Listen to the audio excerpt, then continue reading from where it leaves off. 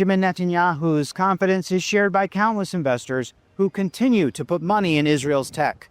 The TA-125 index, Israel's stock market benchmark, is up 55% in the last 12 months. Entrepreneur and investor Michael Furtick believes this performance is nothing short of historic. He points to Israel's privately held startups worth more than $1 billion, known as unicorns. Whatever your faith is, this is the moment when you're going to see a renaissance flourishing from this moment on, this day, this exact moment on, as you've never seen before in the history of Israel. Right now, if you balance them, if you take a weight of measures, Israel has as many unicorn exits as Europe. Okay? So one Israel's worth all of Western Europe combined. Innovators like Elad Raz, CEO of Next Silicon, are stepping into this moment driven by years of development and strengthened through key partnerships in the U.S.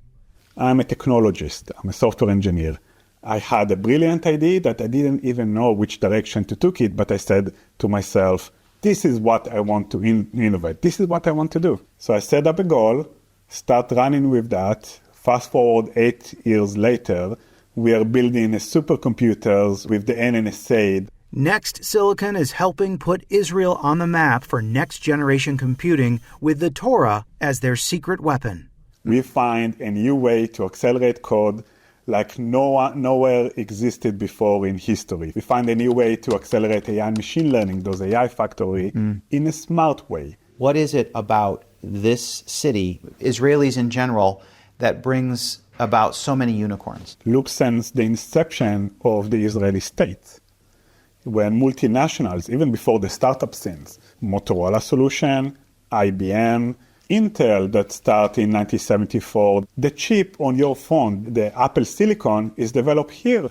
The amount of innovation that happens here, the amount of talent is insane. And I think that part of it is from the Jewish tradition, to teach the kids, to learn the Torah, to learn the Gemara, like to be highly educated. That's what made Israel so unique. The U.S.-Israel connection remains vital. America's venture capital continues to fuel the innovation coming from this land. When did you first start investing in Israel? 2015, I started investing in Israel. How many companies have you invested in Israel? 15 in Israel. Yeah. All right. Outside of founding Reputation.com, you have a VC firm. That firm is invested in how many companies? About 65. That's a large percent of your portfolio that's here. Yes, and intentionally so. I think Israel is going to be an enormously important part of any serious investor's portfolio. I'm a very public Zionist. I'm a very overt Zionist, but I don't invest here because I'm a Zionist. I invest here because I'm a capitalist. It's impossible for this Israeli people to do what they do without some help. And I know it's not controversial. It's fact. It's objectively observable. They do it every day with fewer resources, all the challenges and war and enemies, and living in a jungle, surrounded by a jungle of enemies. On October 7th, we all know that Israel came under savage attack from a group of people who are against civilization and everything we represent.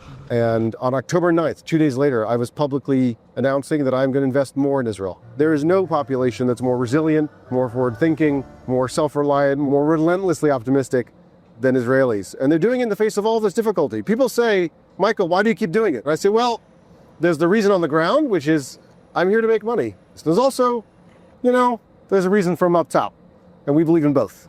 Give me a prediction. Over the next 2 years, what is the world going to see coming out of Israel? We are going to see decacorns, which means startups that worth more than $10 billion.